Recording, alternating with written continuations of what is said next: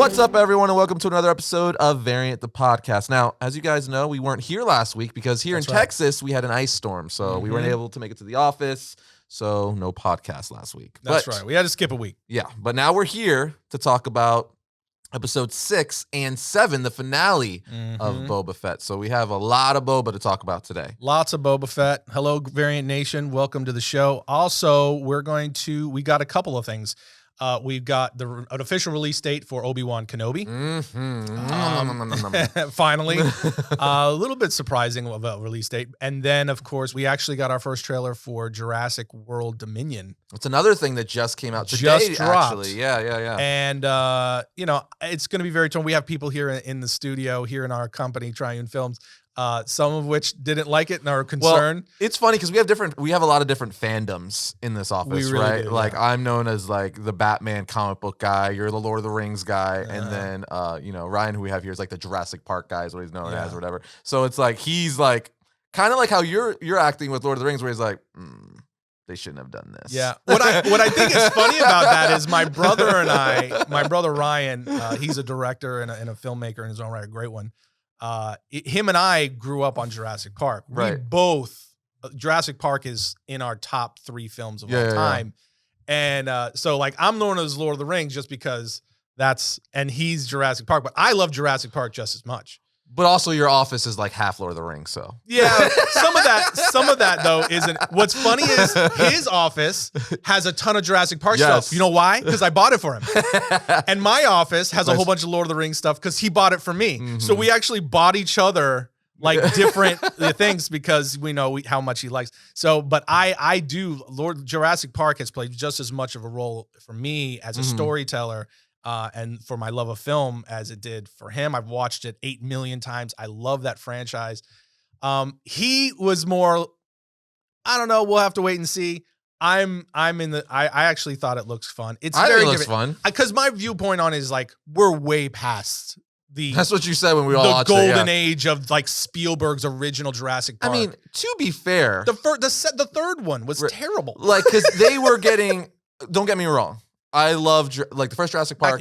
Obviously one of the most iconic films of all time. Like probably top 10. You're not going to recapture that. Right. Fantastic. And I even really dug Lost World, but they gradually got worse or not as good as it went. Because first one, iconic masterpiece. Yes. Second one, really, really good. Not the first one. Third one, what just happened? Yeah. And then you got World. And so it's like, you know. Only the second one was directed by Spielberg. Yeah, Lost World. The third one was produced by Spielberg. Doesn't he produce all these new ones even too? Yeah, like, he's an executive producer on all of them. But he the third one, he was directly involved. I saw it as a kid though in theaters with my mom. She actually took me on like a son-mom date or whatever. Right.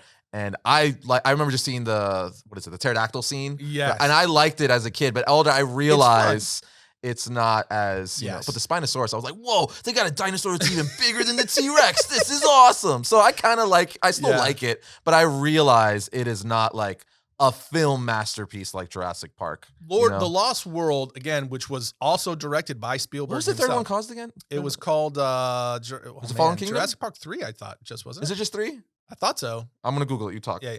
So the second one, which again was directed by Spielberg himself, it's like a mix to where you have some really great moments in the film that kind of go right in line with the original. Just 3. And then you have, it's just 3, right? Just 3, yeah. And then you have some really like moments that are just kind of like, wow, that's so cheesy. And it kind of starts to fall off, especially once they leave the island. But like the first Jurassic World film, I thought was just a ton of fun. It was a fun return. I did not know at the time they were making a trilogy. I thought that this was just a return to that world, and it reminded me a lot of like The Force Awakens, where it had a lot of problems, but it was just a nostalgic, fun return to the world. It was the fact that it's back. It's like Force Awakens, it was like Star Wars is back. So everyone, just the fandom of that genre, that thing was just, we're happy it's just back. Which helps. And I thought they did a really good job of capturing the adventurous spirit of Jurassic Park. And there was a ton of red meat for fans. Like a lot of Easter egg pulls from the original. It's still the best of this current trilogy too. Yes. I mean, we haven't seen this third one. so we can't really judge. But I would assume Jurassic World is going to end up being the best out of the three. That would be my assumption. Yeah, it's just too. But with this latest one, the second one looked like it had a lot of promise, and then it ended up being not the best. I want to watch it again. This one, I think it looks fun. I love the premise of the dinosaurs like getting off the island and kind of starting to take over the world. It's like Lost World on crack for me because we had a T-Rex in the city, so now they're like, let's bring all the dinosaurs there. Well, this idea that like now we've created an environment, we've created a situation where we've reversed, you know, the kind of chronology of or the order of evolution. Where now the beasts are now reclaiming the earth. Yeah. And we're the ones responsible for that, as opposed to it being. And this is the end of the Jurassic. They say it's the end. It's the final one. It's of the trilogy, and it'll probably be several years before we get another one. Before they're like, we'll bring it back again. It's probably gonna have so much cheese in it, and you can already tell. But the original trio. Sam Neill, Laura Dern, that's really cool. And Jeff Goldblum. They're trying to pull that Ghostbuster Afterlife thing right there. Bring the original cast. It's gonna be fun. I'm gonna have my butt firmly planted in a seat when it opens, but I'm aware that it's probably gonna have some cheese, and hopefully it's just what's really good, a really fun like popcorn film. Speaking of Jurassic Park, Camp Cretaceous, the animated series on Netflix. I haven't seen that. Really good. It's like my Ryan also said that it's really good. He watches it with his kids. You too? Yeah, I'm the one who told him to start watching it with him. Okay. Yeah, because I started watching it with my daughter and she liked it. And now it's on season like 4 or whatever, and they even have toys and Targets and Walmart. It's actually really good. It picks up for it's in continuity with the movies. Yeah. It's just like a spin-off that these kids go to camp, and it's Camp Cretaceous. Okay. But they use like the John Williams score. Like it is 100%. I did not know that. It is in continuity, all the same score. It's even, I think, produced by Steven Spielberg. Don't quote me on that, but I'm pretty sure he's attached to it as well. I thought it was for like little kids. No, it's like in the vein of like Young Justice or Oh, really? Yeah, no, it's for like. I think when he said he was watching it with like his little ones, I thought it was like no. I think the perfect age range is probably from like 8 to 13 is like the perfect, like that was like prime time for that series. Yeah, but it's one of those things where it's done well enough where adults can enjoy it too. Huh? It's like not quite Superman the animated series level. I don't want to say that, but it's just a good cartoon. Yeah. I'll have to check it out. I didn't know that. Yeah, I think your kids would like it. Well, the trailer for Dominion looks kind of fun. Yeah, it looks fun. But it looks like it'll probably have its problems, but it's still fun. It's at the point where, I hate to say it, but not quite Transformers level, but in the sense where I'm just showing up for dinosaur battles. Exactly. You know what I mean? Like, yeah. That's why I say we're way past like the original Jurassic Park. You're not recapturing. It's kind of sad though, because I would love for their, to try to, I mean, they're trying, but to capture that secret sauce, so to speak. I mean, just a lot of the magic in the first Jurassic Park was twofold. It was such a unique original concept. One, by Michael Crichton, and then the second part is they use technology we had never seen. Some of those effects still look better than a lot of things we've seen today. It holds up to this day, but it was the first time we ever saw computer generated effects like that. Where you had creatures that were wholly computer animated. Have you seen the movies that made us? In a live action film. Episode? Yeah. Of course. So yeah, if you have Netflix, which most of the world does, Movies That Made Us, there's a Jurassic Park episode where it goes through all of that, where they talk to the VFX artists and how that happened, how it's probably like the 4th documentary I've seen over the years on it. It's really good though. It's just such an interesting story. It's just crazy how they were gonna do like claymation and the VFX artist essentially lied, saying to Spielberg and them, was like, yeah, I can get it done, where he was only like a head or something small. And they had just figured, it's one of those things where like you say yes and then figure it out. Well, later. What happened was like you had the VFX, these two VFX artists, which VFX was brand new. Computer effects was brand new. Yeah. It was in its infancy. And you had these two guys that were saying and telling them like, hey, I think we can create this with these new programs. And everybody kind of was just like, yeah, okay, crazy. That's impossible. And they already had Stan Winston well underway, creating, the monsters and the dinosaurs for the film.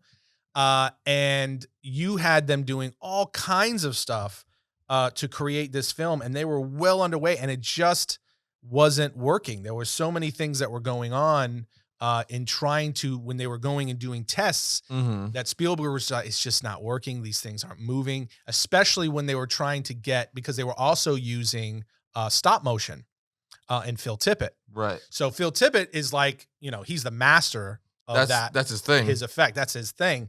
And he's in there trying, and he's saying, oh, and they're looking at it and they're like, it just doesn't look fluid. And they were like, it's good, but it's just not, it's got its issues.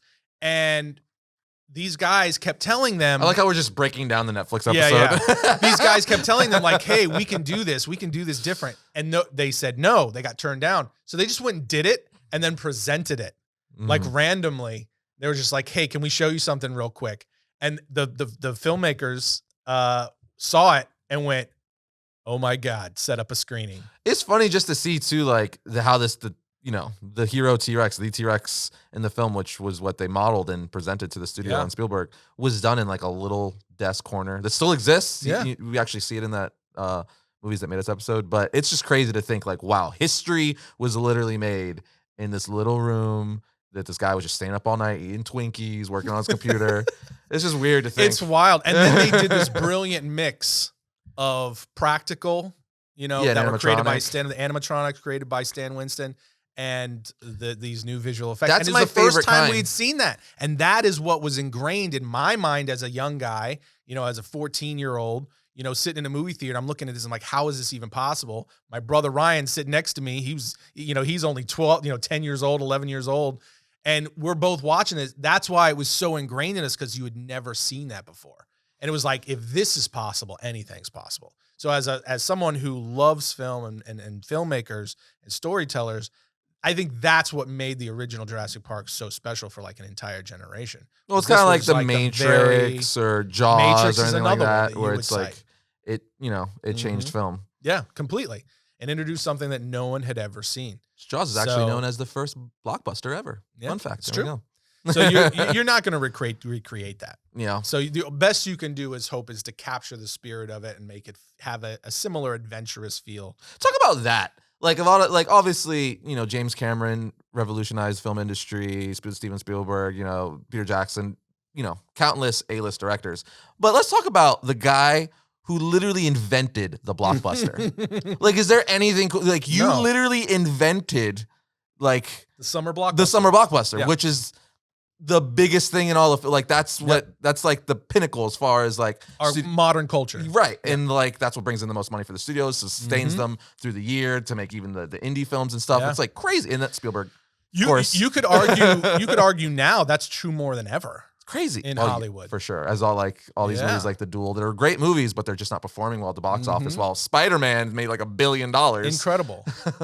Like, and I don't foresee that ever really going away. I do, it's all cyclical. I do anticipate that these things will kind of cool off over time. Yeah. But right now, more than ever, it's, everybody looks forward to these huge tentpole films. The Batman, anyone?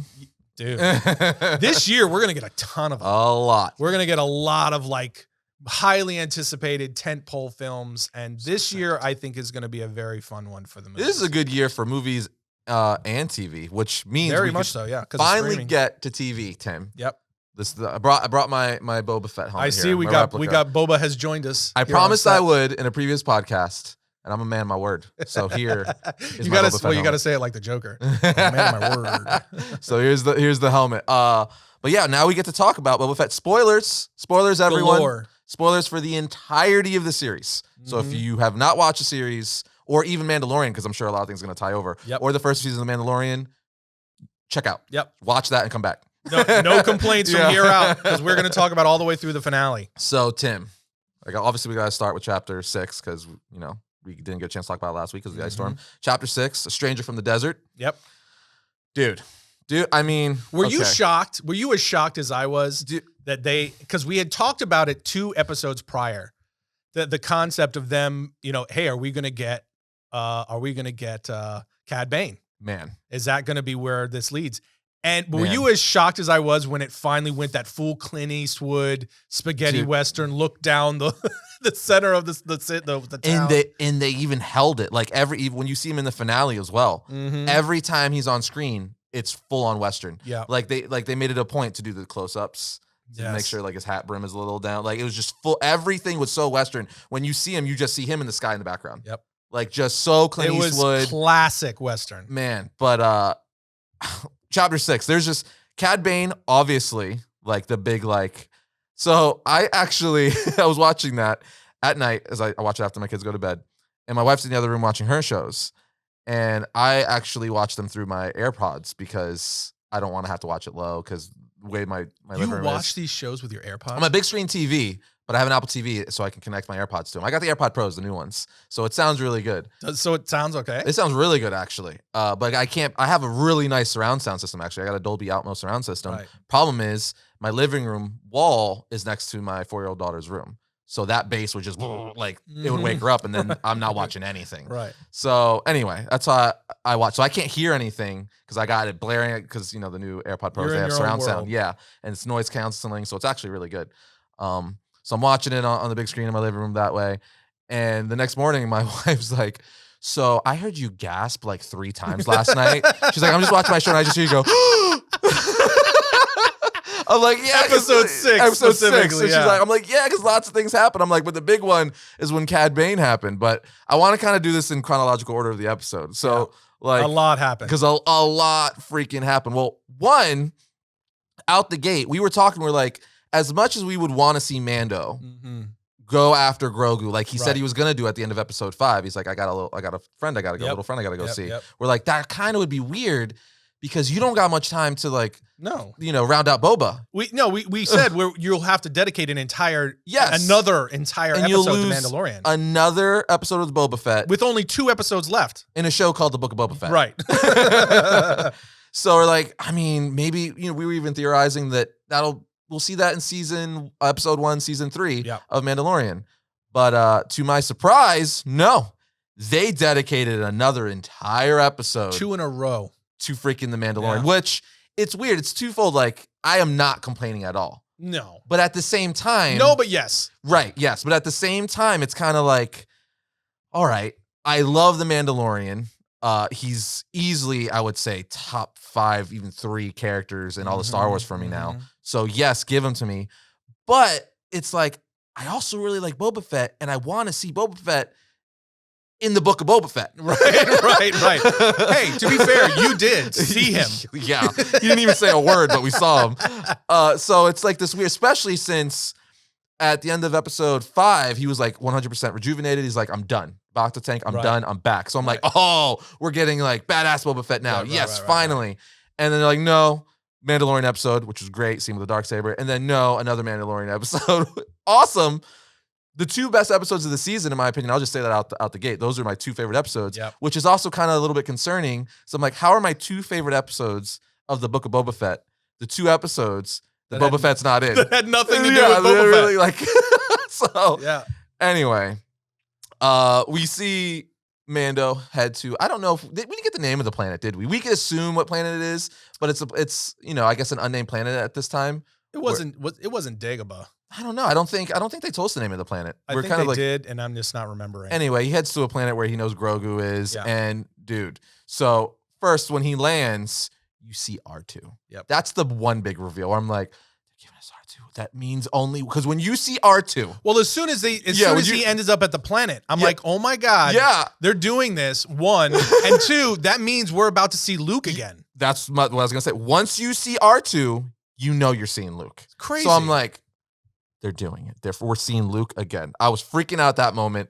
And were you like me though when you realize when you see that you know that this is about to happen? Were you already like, are we about to get Sebastian Stan? Is this going to be the reveal of whoever plays Luke? I was just like, yes. I'm kind of like, what's going to happen? What is he going to look like? What are they going to be doing? Is Grogu going to have a lightsaber now? Right. Like, I didn't know what was going to happen.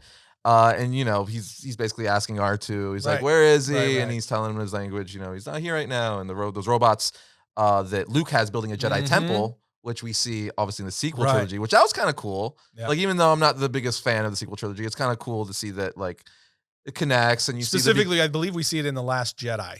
Yes, when he's explaining where he's been the origin of of how Kylo turned and all that stuff. Yeah, so you see the starts of his school, his Jedi temple on this planet, and basically he has to wait. Yep. Right. Yep. And then we were taking Tim. After he's waiting, the robots make him a little bench. He's chilling. He literally falls asleep. Camera pans. We're in the forest and stuff like that. And you're like, we're doing it. you see freaking Grogu and Luke meditating, all Jedi style. And I'm like, they're doing it. They're freaking doing it. It's and we wild, like, man. and now we got so much Luke in this episode. A lot of Luke Skywalker. So out the gate, you see that, oh, this is going to be a Mando episode. Not only that, we're going to see Grogu. Then you see R2. Then we see Luke and Grogu. And it's just like one thing after another. And you're like, what is happening? But we then proceed right from there into this whole montage of that is a total throwback to Empire Strikes Back. Dude, well, that's after. Well, I'm saying most of the stuff that you see with Luke, you know, because other things happen between which we'll get into in a second. But everything that you see happen with Luke Skywalker and it's a full blown tip of the hat nod to Luke Skywalker's interaction and relationship with Yoda, his training with Yoda. He has the same backpack. Reversed. He has the same blue backpack. Crazy. Then now Grogu's in. And he's running around with him again, like you said, he did in Empire Strikes Back. And with, Luke looked Yoda so much better in this one. So much better. Obviously, than in the final episode certain angles you could tell it's fake, but I mean, it's freaking that great. First shot straight on. So good. I mean, that was crazy good. I even liked his voice. I thought his voice was pretty good. I told you that was the one thing that bothered me. I thought the voiceover was not quite as good this time. I thought it was great. It didn't bother me at all. It was, but the look was unreal. Anyway, like it's funny when you see them training, like Grogu's not in it, you could tell, which this kind of episode is building up a lot because he's kind of missing Mando. That's his surrogate father essentially, and he's just distracted trying to like eat frogs and stuff. And Luke's like, if you listen to me, uses the Force, you could have all these frogs. As he listens, like all the frogs out of the pond, Grogu's like, whoa. So good. But it's great because after that, he starts taking Grogu for a walk. And since Grogu's so small, he's got little legs. He can't walk really fast. So you see Luke using the Force to like pick him up and like, you know, move him, which is really cool. But then we get the next. So at this point in the episode, we've got R2, we've got Luke, we've got Grogu and Mando. You're like, what else are they going to do? And Luke's talking to Grogu, who's like, you know, do you want to remember what's happening? You know, you don't kind of remember your past and all that stuff. He's like, I could help you with that. And then Luke, being the freaking master he is, uses the Force, puts his hand on his head. Tim, we got a flashback, Tim. We got a flashback of Order 66 invading the Jedi Temple. And not only do we see clones invading the Jedi Temple, Tim, it's the 501st. Yep. The 501st is Anakin Skywalker's clone unit. Yep. We see the freaking 501st raiding the Jedi Temple, shooting 3 other Jedis. Baby Grogu, Baby Yoda's in the back, like in a little bassinet. We don't know who saved him, but he's he's watching all this happen, and he's watching the clones kill these Jedi. Yeah. And it's the first time we've seen the clone troopers live action since the prequel. Yep. It's freaking Anakin's clone trooper unit, and we know obviously Revenge of the Sith. He was the one who raided the Jedi Temple. Exactly. So it's tying it to Revenge of the Sith. We're seeing his troopers. So Anakin's obviously there killing some other Padawans like we saw in Revenge of the Sith. That was the whole... in that my moment... nerd self, Tim. I'm getting hot talking about it right now, guys. The amount of callbacks. It was crazy. And in that moment, I thought, are we going to see who saved Grogu? Because I'm calling it again. I've said it already before on the podcast. I'm calling it again. It's gonna be Mace Windu. I agree with you. It's gonna be Mace Windu, and that is gonna be eventually one of the next big series that we get is an introduction into Mace Windu, where we learn what happened to him when he was thrown out the window. Oh man, I hope. Fighting against the Emperor and Anakin. And then we're also going to get a bit of an origin and backstory of Mace, or maybe just a combination of origin story and what happened to him after that. Yeah. But in that moment, I thought, are we about to see like who saved him? And are we about to get introduced to or hinted at Mace Windu? Or you just see like a purple glow we didn't, or something? We did not. So to be clear, we did not, of course.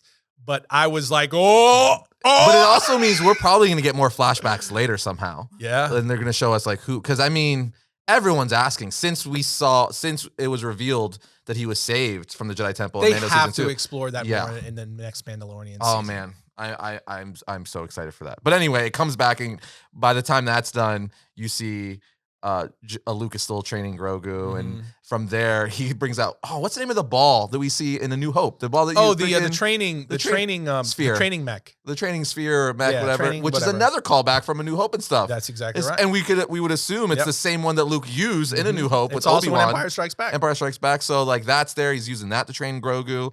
all that fun stuff. And then we're taken back to him. Now we're brought back to Mando, right? I believe we're brought back to Mando after this. Maybe a little out of order. It's intercut. Yeah, because it's intercut. Brought back to Mando. He's woken up he's sleeping on the bench that the droids made him. He's woken up, points his blaster. Who do we freaking see, Tim? Tell him, Tim. Who do we see? Madame Ahsoka. Dude. I'm like, she appeared. So here's what's funny. A few episodes ago, for you guys are regular listeners, a few episodes ago, I said, are we going to get a situation where we have Luke and Ahsoka, maybe a Cal Kestis show up, freaking and the Jedi, go to Tatooine with Grogu to help bail out Boba Fett. Now that did not happen.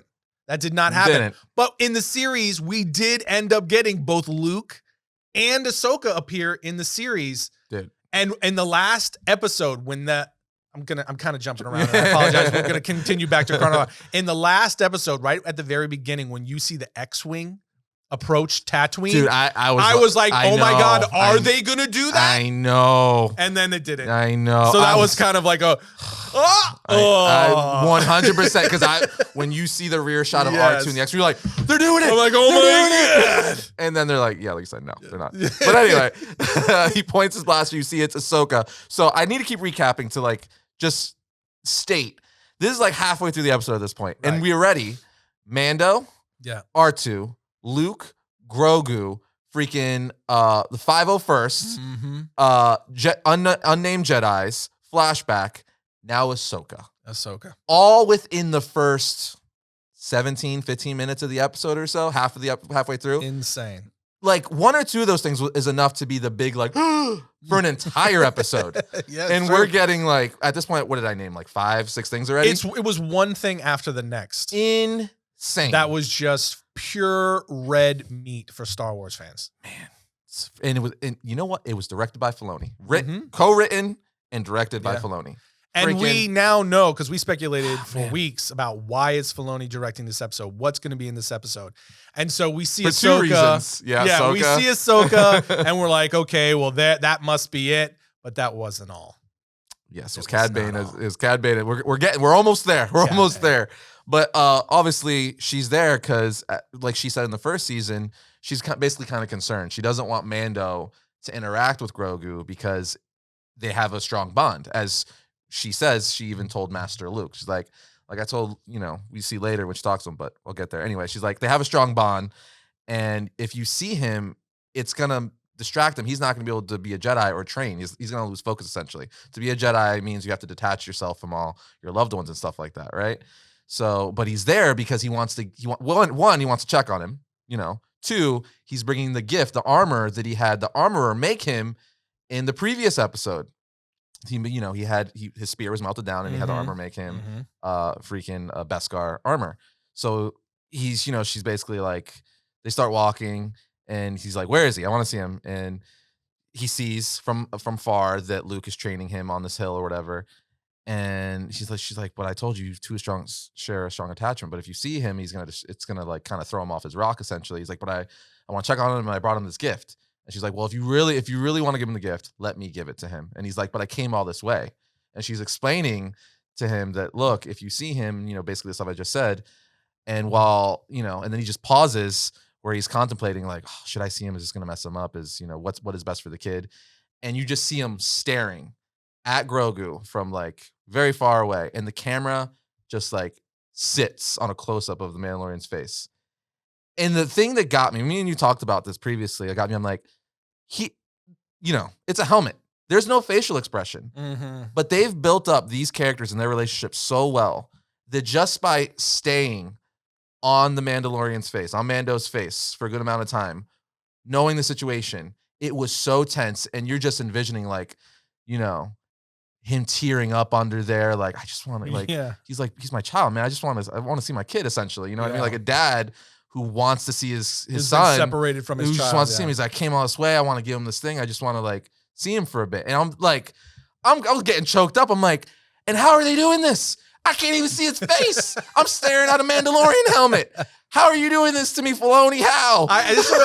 We talked about this last week when it came out, and it was that is such a great testament an indicative of good storytelling Yes. and character development, because you're really in that moment. It's just a character standing on screen and the camera's just focused on them. We're projecting our emotions onto that character, what we think that character is likely feeling in that moment, so that it's really such a good demonstration of what you can do with really good character development 100%. and attaching your audience to character or characters and their relationship on screen. So that was I agree with you 100%. You're standing there in that moment. You're like, you feel that bond between these two characters, one of which you can never see his face most of the time. Yeah. And the other, which is clearly a little puppet. So that's really impressive on the storyteller's part. Yeah, it was amazing. Long story short, obviously Mando does not go to meet Grogu. He's like, I just want to check if he's okay, and if this is gonna mess him up, here, Ahsoka, you give it to him. And then he gets in his Naboo N1 starfighter, flies away, and Luke and Grogu watch it, and Grogu's kind of like, you see it, a little out of focus, kind of longingly like, ugh. And it's at this moment, I think I jumped the gun earlier. It's at this moment we see Luke continuing to train Grogu, and he gives him like that training sphere and stuff like that. And then he puts him in the backpack that we get the whole Empire Strikes Back, kind of homage, where he puts Grogu in the backpack like he did with Yoda, and he's doing all the flippies and jumping on the poles and doing basically everything he did. This was awesome in the swamp. So fun. In Empire Strikes Back. So good. And then he freaking climbs the tree. A bamboo tree, whatever, gets up there, explains to Goku about the Force and stuff, and you hear the iconic John Williams Star Wars score come in. I'm like, the swell of it, I'm like, yes. You even see freaking like great. As he continues to train him, you even see Luke training himself with his lightsaber. Yeah. He ignites it, and he's showing Grogu, and he's doing his, all his like exercises and stuff. I'm like, yeah, come on, yes. This Love is just it. So good. Yeah, so good. So good. Man, it was just like getting emotional. Dude. And then it's at this point, we finally see where Mando went. He went back to Tatooine, and he's, he goes in to meet up with Boba Fett and Chrysanthemum and all of them. And they're like, hey, basically Fennec and all of them are like, we need more people. We don't got enough people to fight the Pike. Mando's like, hey, look at me. I'm here. I know people. How about I go get them? So then he leaves. Yeah, exactly. And where does he go? To Cobb Vanth. Basically goes back to Cobb Vanth. And is like, hey, we need help. And initially like him and the other people there are like, no. But Mando ultimately kind of convinces him. And Cobb Vanth is, at the end is like, okay, I'll see what I can do. I'll talk to them. Who's now the Marshal? He's now the Marshal. That's right. Yeah. He's now the Marshal. Mando leaves back to Boba's palace now, not Jabba's palace. And it's at this point, Tim, this is like the big, Luke and Grogu, everything's huge. But, as big as they are, we have seen them before in, these Disney Plus series and obviously the big screen. But then Cobb Vanth, he looks off and he sees like the strangest dude, the silhouette. Yeah, Mando just leaves. And he sees someone walking from far down. A stranger in the desert, right? And they pan to it real quick. And as soon as they pan to it, I think this is why my wife's like, I heard you gasping. Because as soon as they pan to it, you see like you could make out a trench coat and a hat. A slender trench coat and a hat. Yeah. And that's when I just, like literally I threw my hands in the air. I went, because I'm like, did it. They freaking did it. Yeah.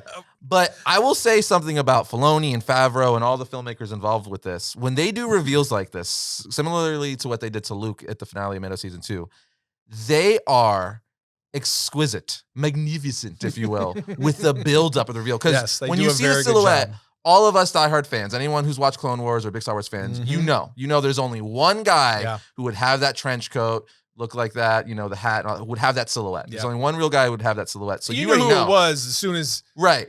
For me, because I was already kind of anticipating it, as soon as he started looking down the street, I was like, oh, I said out loud as I watch it with my boys, and I was like, oh, dude, they're doing Cad Bane. I was like, dude, it's happening.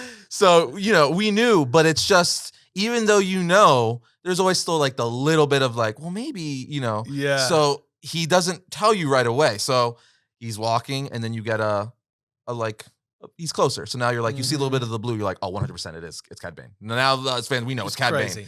But even when he's there and he finally stops and they're having the Western standoff because Cad Bane is the fastest freaking gun in the galaxy. Yep.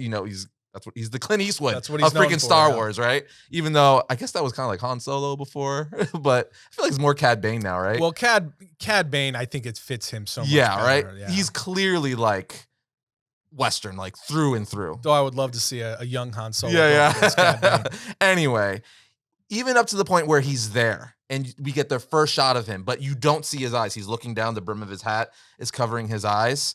I'm like, this is just the tension it built, the way it was shot, how he's barely talking, his mouth movements. I'm like, the tension, it's clearly Cad Bane, but he's been revealed to be Cad Bane, but you're still waiting because you're like, but I want to see all of it. I mean, I want to see his eyes. Yeah, well, that whole hat down, just I mean, it's straight out of like Rio Bravo classic. It's so good. You know, Clint Eastwood film. It's, you know, the Pale Rider, like all that stuff. It's just, it was so freaking fun the way they presented him.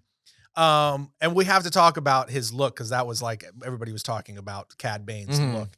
But that whole Western bit there where they both you know, walk into the center of the street, you know, the whole thing, the quick draw stance, you know, the standoff. It was perfectly done. It was pretty freaking great. So then he finally, you know, they're talking. Cad Bane is like, "Who are you? You know, I didn't catch your name." And he just looks up, and you see his full face for the first time. And you're like, "Oh my god, he's here! Cad Bane is here." Because Cad Bane, you know, he's a fan favorite Star Wars character, bounty hunter, for a reason. He's just dope. So the fact that we finally got to see him live action, it's funny because we're getting a lot of Cad Bane. We saw him in the Bad Batch last year. So like, you know, that just goes to show that he's a great character. Fans want to see him. Yeah. They're bringing him back for a reason, or bringing him to live action for a reason. So we finally get to see him. And I guess here we get to talk about like what he looks like. I personally think he looks great. I didn't think about his look until after the fact, where I saw the internet being like, maybe it should have been a little slimmer. Maybe the blue should have been a little darker. I'm like, this is great. I like it. I was fine with the color. I was right off the bat when I saw him, because I was anticipating him, and we had already talked about like how are they going to do it? Like, what's he going to look like if they do bring him in? Is it going to be pure mocap? Is it going to be, you know, a mix of practical and mocap, or visual effects? Or will it just be, you know, pure practical? For me, the hybrid of the two felt the most, but I personally probably would have gone all VFX mocap with the face. I like the fact that they went, because that's what I said previously. We talked about it, because I feel like practical is just Star Wars anyway. Yes, it is. So I feel like you have to make at least half of them practical, because that's just lends to the Star Wars aesthetic. I think that's a fair balance, You and know? it definitely is it very much keeps in line with the type of the classic Star Wars vibe that David Filoni and Jon Favreau have, you know, continued to nurture on these shows. So that it wasn't a problem that they did that. But my issue with it going in, and again, this is what we said before, is if you do that, if you go half practical, the trouble is going to be getting that long, narrow, slender look that Cad Bane has. Because if there's practical to it, you know what I mean? You're going to have to figure out how to make his mouth move to where it looks. And in the show, that was my one big issue, was that it wasn't long enough. Let me say this. It was very cool. I didn't really have a problem with it. I should just say I noticed it, and I would say I probably would have liked to have seen it, but this is nitpicking. Yeah. But the two things that did stand out to me, and then in the seventh, the finale where Cad Bane was much more prominent, it did actually bother me. Really? Is the way his mouth moved, because he had so much prosthetic on that he was doing this weird thing with his mouth where, like, because Cad Bane's mouth is very narrow, because he has a longer face, and his kind of nose, if you want to call it that, is long, and then his mouth is very narrow. It allows for that kind of classic Western, like the toothpick in the teeth. That's kind of funny, because I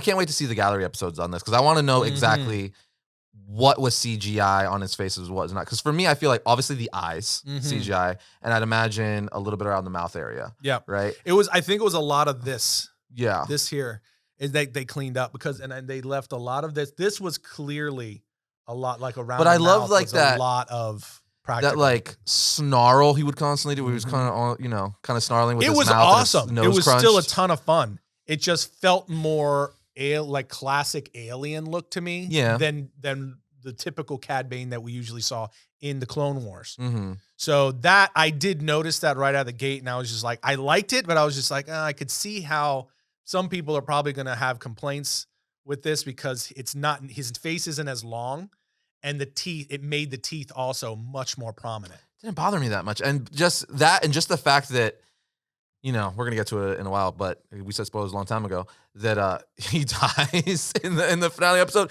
It's just like he was so cool. Did he? Yeah, did he? I don't think he did. We'll get there. But he was just so cool. Is what I guess what I'm trying to say. Like, yeah, he's voiced by the same voice actor. He was I'll say this: once he was introduced, every time he was on screen from the point of his introduction was the coolest scene in the episode. Like every time he was on screen in the finale, some of the coolest scenes or the coolest scenes in the finale, and some of the coolest scenes in this in episode 6. Yes, without just doubt. Because it's like it was just so he looked great. The voice Even was the same. The mannerisms, man, just the way he threatened Cobb Vanth, and then just like I do wish the scene between him and Cobb, the battle between him and Cobb, was a little bit longer. I didn't mind that. I'm actually flipped. I feel like him and Boba in the finale. I'm like, really? That true. Was also, like 2 seconds. That's also true. Although it was cool, I did like the way that it was cool, but whatever. I do wish it would have been. Yeah, I do. But I like, because Cobb is such a cool character, and I loved him being like the quick draw. Yeah, and I like the fact that it's Cad Bane, so it's like you met your match sort of a deal. Even Boba Fett can't draw faster. But it was just than him. it was too quick. Like he just kind of blew everybody away, and Cobb was no match for him at all. I like that. I kind of like that, though. But I think they're building up on that because I think who knows? But if Cad isn't dead, I think that's going to leave room open for both Cobb and Cad to have a little bit of a rematch down the line. It's true. I like the disparity, though, in the sense of like power or skill there, because I feel like, even though Vanth is an awesome character, really cool, he's still not like Mando, Boba Fett, Cad Bane level. No. So like any of those guys should still be able to take him out easily, I feel. Where I guess. I guess. I guess it was more of like we were separated from Tatooine for so long, and what was going on there that I just kind of like, you know what I mean? Like I wanted some more. I just wanted more. Yeah. That's one of the things I was going to mention about his mouth, about Cad Bane's mouth, the way he talks. You know what it reminded me of? Especially the way they had how prominent his teeth became because of the more narrow was the mouth of Sauron from the Lord of the Rings. That's funny. Again, I'm back to Lord of the Rings. Yeah, right. And you wonder why you're the Lord of the Rings guy. But it did remind me, not as like exaggerated, but it did remind me of that, and it made me laugh a little bit, especially the way his mouth. I'm not even going to do it, but it was like this. He does this like weird pucker thing when he goes to close his mouth. Like he has to like forcefully close his mouth. I'm like recreating it. But anyway, yeah. So very cool. You may proceed. Anyway, I mean, he kills them, quote unquote. He kills the deputy, that's for sure. But as we find out at that post credit scene of the finale, he did not kill Vanth. He's being revived in the Bacta tank. But anyway. He walks away at that point, and he lets everyone know in the city. He's like, let everyone know, as long as the spice keeps running, we're good. Yeah, he's like, there'll be no problem. Yeah, the sands of Tatooine belongs to the Pike, essentially. And he does like the flick of the coat, Western style, and just walks away slowly. There's something about like, that's the thing where I'm a big fan of, and I say it all the time in all fiction and stuff, just be cool. Don't show you, just do it. Like, don't say anything, just do it. And just have that swagger, which Cad Bane obviously has. He's just like, nothing fancy. He's just like, as long as the spice keeps running, everyone will be good. The sands of Tatooine belong to the Pike. Just flicks his coat and walks away slowly. That's it. And that tells you this guy is so cool and skilled. He just turned around, like not even looking at anyone else. Yeah, He's not worried about anybody coming after him. Do cool flippies. He's just cool. He's just cool. Because we were like, that's my big complaint in like fiction a lot these days, especially when they introduce new characters. Always have to be like, I'm the most powerful, or I'm the fastest, or I'm the coolest. Because it's like, no, because anyone who's actually skilled, it's like real Marines and Special Forces. Any of those real guys who've actually done those covert missions and stuff like that are not talky, chatty guys who Very are quiet, like bragging. actually, No, most of the time. because they know what they've done. They know what they're capable of. And they don't need to share because that's what confidence does. Yeah, because exactly. So I think that's actually a really good point. I think that's what it is when people introduce these new characters and stuff like that. Just make the character have confidence, because any character with confidence is not going to be like, I'm the fastest, I'm the strongest. No, show us, don't tell. I think they do a good job of that with Superman. Yes, yeah. Where he obviously, like, he knows, like, I could go destroy this planet if I wanted. Troy, I think they do. So that's a good example of what you're saying, I think. Yeah. But anyway, he walks away, and then the episode goes back to Grogu and Luke. And this, basically, they're sitting down. There's a mat. They're like all monk style. And Luke presents Grogu with the gift that Mando gave him. He unfolds it, and we see it is chainmail. Yeah. It is Beskar chainmail, which we all assumed. Were you surprised by that? No, that's what I kind of thought it was going to be. I was a little bit surprised. I thought it was going to be armor. Like more like a plate, like Mando and stuff. More Mandalorian type armor. And instead, again, Lord of the Rings reference, it reminded me of the Mithril. It's like knight armor, chainmail. Yeah, the Mithril armor chainmail that was given to Frodo and Bilbo. Yeah, I thought Bilbo first. It was really cute because it's this little baby like chainmail shirt. And he lays it down. He's like, you could choose this. Or, and he goes to open a little box, and he freaking pulls out Yoda's lightsaber. Dude, that was the thing. Because I think Mandalorian season 1, we talked about that. And we were both like, could you imagine? Dude, if he gets Yoda's lightsaber. And, this is a testament to Favreau and Filoni's dedication to the fans and to classic Star Wars, and to really allowing that to live and breathe inside these stories. Because, we're sitting around, we're just fanboying out, talking about what would be cool. And then they're just turning around and doing that. Yeah. You know what I mean? And letting that live inside this world, and giving that to us in real time, to where you're just like, I can't believe they've gone back to this. They brought this back, or they've paid homage to this or that. It's just constant, and it's so fun. Yeah, dude, it's crazy, but it's kind of like jacked up, right? He's like, so you're giving him like an ultimatum, essentially. It's like, you could only have one. He's like, you could choose, Mando's gift, but if you choose that, you'll be giving in, to love and stuff like that, meaning you can't be a Jedi because you're attached to your loved one. It's not the way. Or you could choose the lightsaber, and you'll be my first student in my new Jedi school, and I'll train you, and you'll be a great Jedi. But you live longer than a lot of people. So over years, after you've done training and stuff, Mando might not be around anymore. So you might not ever see him again if you choose the way of the Jedi. Right. So he's like, which do you choose, Grogu? And then obviously, camera slow pan into him. Grogu's like, I don't know. Black, episode ends. Like, I'm like, you mother freakers. Now, I was hoping, it didn't happen, but I was hoping in this episode we'd see that like Luke let him choose both of them, or he took both. Yeah. And he showed up, and not necessarily kicked butt with the lightsaber, but at least like we saw that he had it, or tried to use it and maybe wasn't good at it, and Mando had to save him. That's one of the things that bothered me about what they did with Luke starting in the original trilogy. I mean, there was a lot of things that they did with Luke that bothered me, but one of the things that they did was... You mean the sequel trilogy, not original trilogy. I'm sorry, yes. I'm sorry. It was hold the phone. I'm sorry. The recent trilogy. The recent trilogy. Where, they show old man Luke, and they gave us the story of how he went on to train a new, group of Jedi, young Jedi, is how they showed him to be like kind of a legalistic Jedi, right? And him wanting to adhere to that, old traditional. Whereas in the original films and stories, in the original series, A New Hope through Return of the Jedi, Luke was painted as the opposite. Like, I'm not going to do a lot of the things that, let's say, my father did. And he was kind of he was following in the path of the Jedi, but he was kind of doing things his own way. I.e., he didn't complete his training with Yoda. Right. He left to go save his friends, and they said, if you go this way, you're going to turn to the dark side. It's going to seduce you. And he said, no, trust me, I'm going to be okay. And he just did things differently, right? And then fast forward to this new trilogy where they painted him like he went back and he just became this real legalistic Jedi where you had to do certain things a certain way. And that kind of bothered me because it kind of flew in the face a little bit of the Luke that we had come to know in the original movies.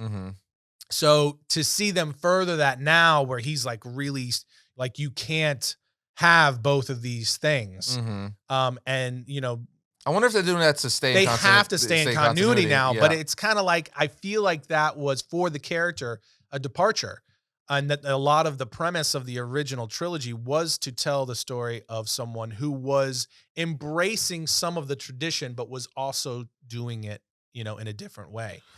And they kind of went back to tell, you know what I'm saying? They kind of reverted away from that. It's an interesting too, as far as the story of the Jedi, because Qui-Gon was like the first real one, at least that we saw in film, to be the one that like that balance. Like he was the one straight up opposing the Jedi, all the Jedi Council. Yeah. You know what I mean? Anakin, his father, Luke's father, totally did his own thing. But like, you know, fell in love with Padme, married her, had kids. Yeah, but he was falling to the dark side. But you know my point. Like there was, you see this continuity of these different Jedis who kind of bucked the order of things. I just feel like Qui-Gon is the perfect amalgamation in the sense where like he never turned, but he always teetered that line where he clearly did not 100% agree with the Jedi Council all the time. He was defying them, like, no, this is the guy, we got to do this. Like, and he even told Anakin, like, look, guys, this is how they want it, but there is kind of like gray areas and stuff like that. You know what I mean? Which is really, really interesting. And so much so where Obi-Wan, when he was forced to train, obviously Anakin, because Qui-Gon got killed by Darth Maul, was very to the book too, except kind of till the end, it seemed, because he says that line to Anakin. He's like, in Revenge of the Sith, only Sith deal in absolutes. Absolutes, yeah. Where it's kind of like, even he has like little areas where he's like, okay, this is the way, but like there is some gray. There's some gray there, not just this way or that way. So it's kind of weird to see Luke kind of put him in that predicament a little bit. Exactly, yeah. Where it's like, oh man, but I don't know. Maybe we'll see, because I don't think I think we're gonna see more Luke, is what I'm trying to say. I think in Mando season 3 or something, I don't think it's the last time we're gonna see Luke. No, at this point, quite frankly, I would be shocked if they don't announce a Luke Skywalker series at some point. For sure, but also, okay, so let's just get into the episode 7. We'll get through this one faster. Yeah. So without going beat by beat, just picking up the big pieces. Towards the beginning of this episode, like we said earlier, we see the X-wing come in. Yes. The Tatooine. You're like, oh my god. Like, where's this headed? Where's this headed? Yeah. Not Luke, Grogu, but I thought it was really funny. R2 is flying the X-wing, which also seemed that he's remoting it. Did that not seem out of character for Luke for you for a little bit? A little bit, that he didn't himself see him to where he was going. He had R2 take Grogu, who was like one of the most valuable assets, so to speak, to the Empire, and so like it was an X-wing Uber, right? Like instead of personally take him there, just had him flown there by R2. It's like, but I don't know, because again, Grogu like was just taken by like Moff Gideon and stuff in the Empire, and it's like, you're telling me he would just send him with R2 without any protection in case, like, what if they were attacked on the way there? Anything could have happened. Anything could have happened. So I was like, I feel like that was a little weird for me. I'm like, I feel like Luke would escort him there. Like, I still feel like you could have had Luke drop him off if you didn't want to be in that fight. I think they had to find a way to get Grogu where he needed to go without introducing Luke into the mix, because he would have intervened into the situation on the planet. But you didn't maybe no.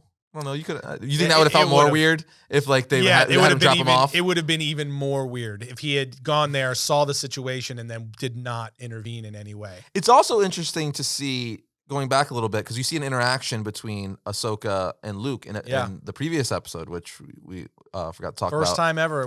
That was one of the coolest parts of episode 6. And while talking, she even says, "You remind me so much of your father," which was like, that was freaking dope. That was a cool moment. Yeah, because he even paused for a second, was like, my father.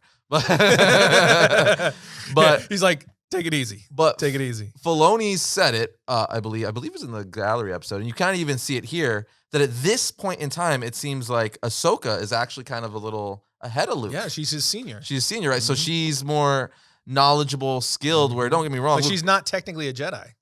I know, but I mean, it kind of makes sense though, because she was trained by freaking Anakin. Yeah. You know what I mean? So it's like, it's just cool to see this point in time where Luke is like, he's Luke, but he's still not like, it's weird because we saw him at the end of the finale where we're like, whoa, Luke's up, but he's still not peak Luke yet. No. Which is crazy, right? So it's cool to see that like an extremely powerful Luke that's still not at peak, with Ahsoka, who might, if they were to ever fight, she might be able to take him. It kind of like, I guess with what we've seen so far with Luke, and man, I'm not going to go on a rant, but just going back to the more recent trilogy where they showed older Luke and what they did with his character, they neutered that character so badly in that series that it's like, even if they tell, like, I want them, me saying like, I'd be surprised if they don't do a Luke Skywalker series. Part of that is probably really wishful thinking, because I want them to restore something and redeem that character in a way where that's not what we're left with. Yeah. Like there's something between, where we're seeing him now in the Book of Boba Fett and Mandalorian, right, and where they ended him in, the Rise of Skywalker. And so I'm kind of like, but at the same time, like, looking at him, they already have him on this planet building his Jedi school and the whole thing. And it's like, well, what can they have him do? You know what I'm saying? Like, what kind of conflict can they put him in between these two moments that would be compelling? And I don't know the answer to that, because they so dramatically Filoni does. Yes, but I if there's anybody who would know what to do, it's those guys. But they've put him in that character in a really tough spot. Yeah, you know what I'm saying? So I don't know where you would go with that, but I would love to see them try. It's just so cool to see this Luke, post Return of the Jedi. Yes. Because this is the era we've been wanting to see forever, and it's just so cool to see him in this, and then see him with Ahsoka. Like, you're seeing two Jedis, two awesome Jedis converse with one another, but she's off doing her own thing. And it's very similar to, I guess this wishful thing is very similar to how I felt about someone give me a Darth Vader in his prime. Yeah. Right? Which is what we're going to be getting with Obi-Wan Kenobi. And I'm hoping spins out into something more with Darth Vader in his prime. God, that's maybe something pulling from stuff that they're doing in the comics, which we know is in canon. Tell me if there's been a series in recent years that's got more weight on it, more than this Obi-Wan series coming up. Like, as far as, like, from the fans, like, don't screw this up. Don't. Because I was like that with Boba Fett, but I mean, you're talking about Obi-Wan and Darth Vader, one of the most popular. He's in the freaking Smithsonian, dude. It's crazy. It's crazy. So, and just the whole concept around this show and the idea of those two coming face to face again at a time where they can still battle it out. Vader is in his prime. And the very notion that this series could spin out into a pure Vader solo series where he's hunting for his son and taking out vengeance on anyone who was responsible. Like the Marvel comics are doing? Yes, exactly. Pulling that right from the comic. The idea of that being possible, I don't know if they'll do it, but it's certainly in line with, they could easily do that from where they're going. Dude, he was just in conflict with Crimson Dawn in this last War of the Bounty Hunter story. So much potential. I would just love to see them do something similar to what we're hoping to get from Obi-Wan Kenobi. It seems like we are going to get with Luke, is build on that and really kind of give us a more rounded story about what transpired with Luke. What George Lucas says is the most powerful Jedi of all time. Yeah, that's what he ends up being for sure. Right. Which is why it's so exciting to see him in this era, this prime, where that's where he's ultimately going to be. But show us him at peak. Man. Yeah. You know what I'm saying? Dude. That scene in The Mandalorian, that finale of Mandalorian season 2, that was just a taste. That's what I'm saying. And that was like cake for him. Exactly. He wasn't even fighting anyone who was challenging. He's like, get away, stupid robots. It was very much like what they did with Vader at the end of Rogue One, where you got that little scene of him coming in, and it was, you were just like, dude, give us that as a movie or a series.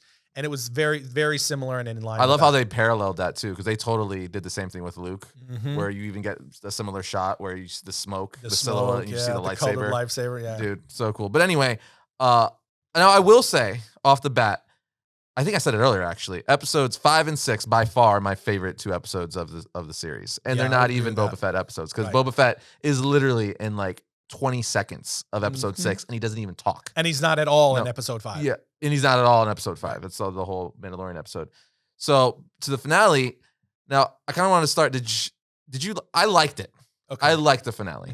Did not love it. Was not my favorite episode of the season at all. But it's like, you know what it is for me? I think the best way to say it, if this episode was like episode 5, 4, I probably would have loved it. But I feel like I don't know.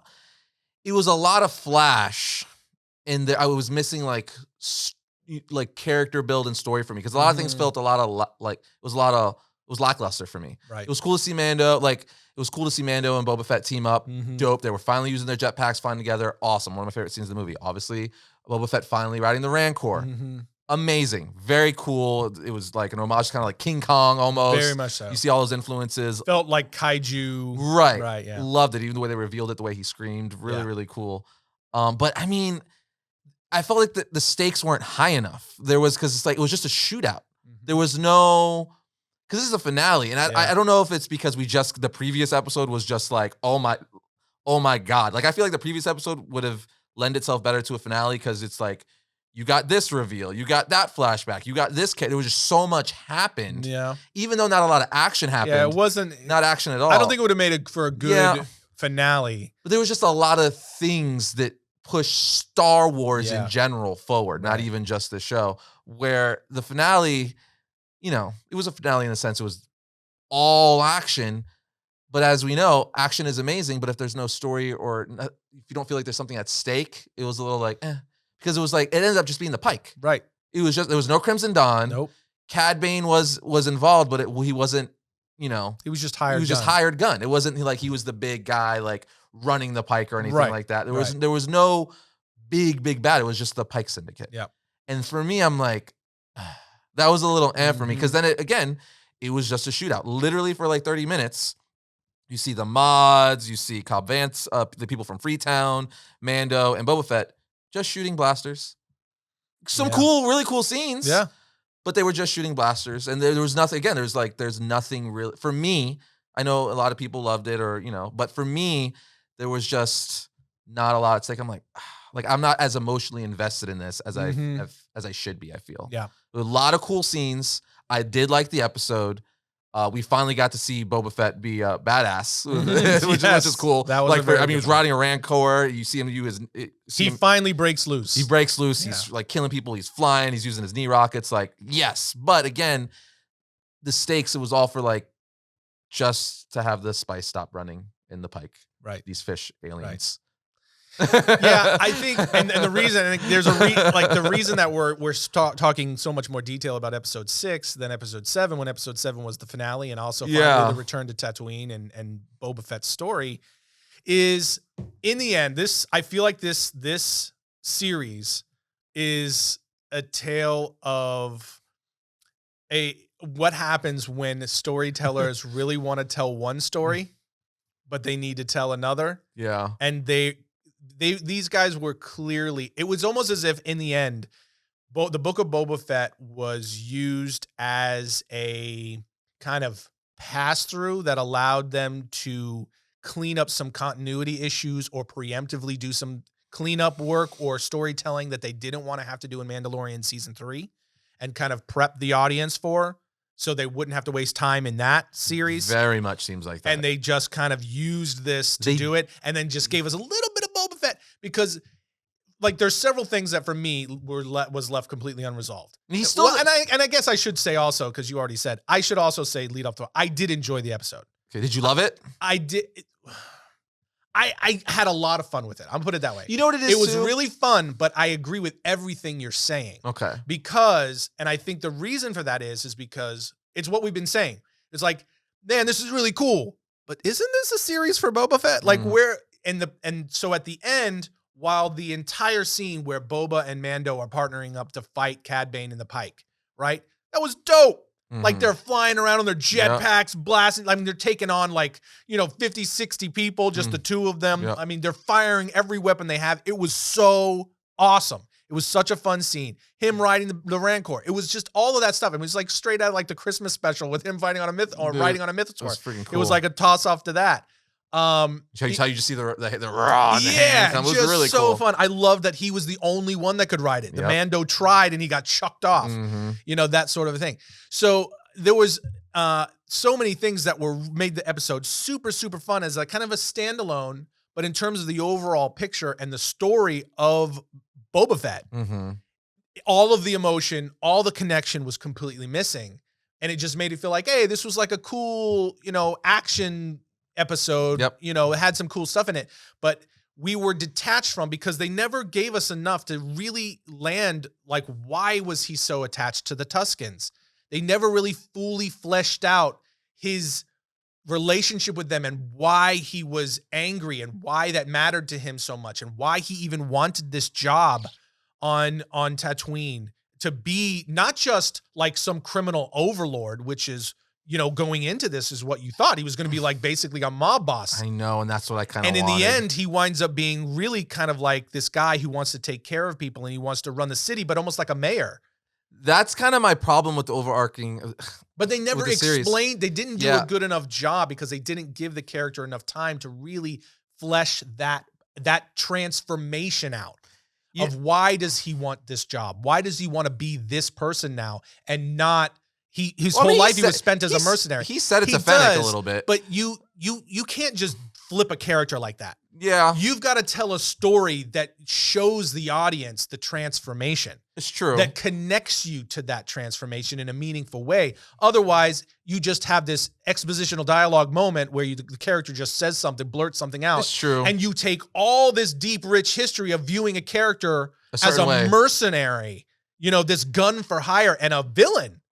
Well, Cad Bane even said it. He says it to I believe Cab Vanth. He says Boba Fett is one of the, deadliest people in the galaxy. Or, he worked with the Empire. Right. He's a killer and he worked with the Empire. Yep. Like, you don't know who this guy is. And even when they interact at first, their first standoff in the towards the beginning of the episode, he's like, you've gone soft in your old age. And Boba Fett says, we all do. And I'm like, no. Yeah. And clearly that's not true because first of all, Cad Bane is way older than Boba. Like, so he's clearly not gone soft. Two, why does I get the whole, like, when, they say with parents and stuff, when you get older, you get soft and you're not even as hard as your kids anymore because you're older. I get the sentiment, but I'm like, this is Boba Fett. No, he's like, no. Well, even even his relationship. So in the series, right, in the finale, right, they just throw us into this situation in a very quick moment of dialogue and back and forth between Boba and Cad Bane, where they know each other, they have a history. So you're dealing with two things there. Now you're expecting the audience to know certain things that have never actually been played out without really building that up and explaining that. So we got in Clone Wars, you get this you have this, I think it's one episode or a couple episodes. Yeah, it's brief. Where you have Boba you work with Cad Bane, right?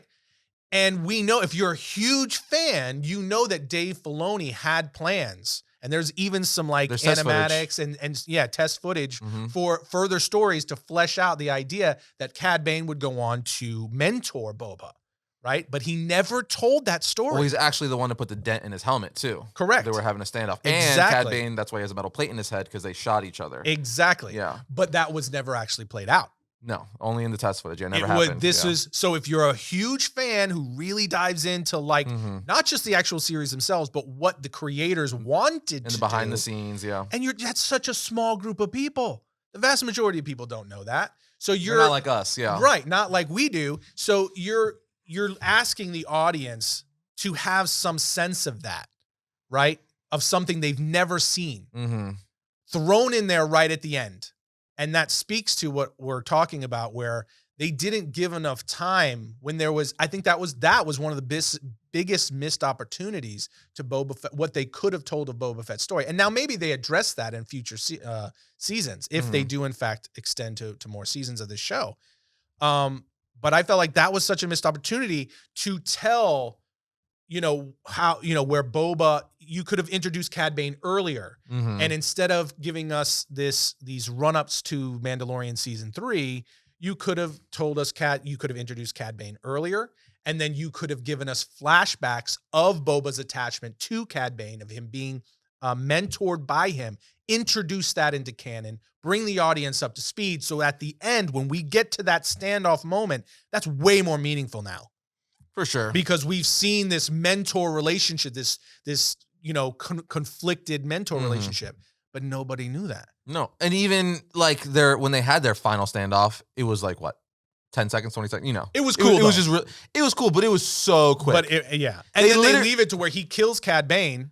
But seemingly. They literally stare at each other. They're like, oh, he's like, we're going to have a standoff, Western style.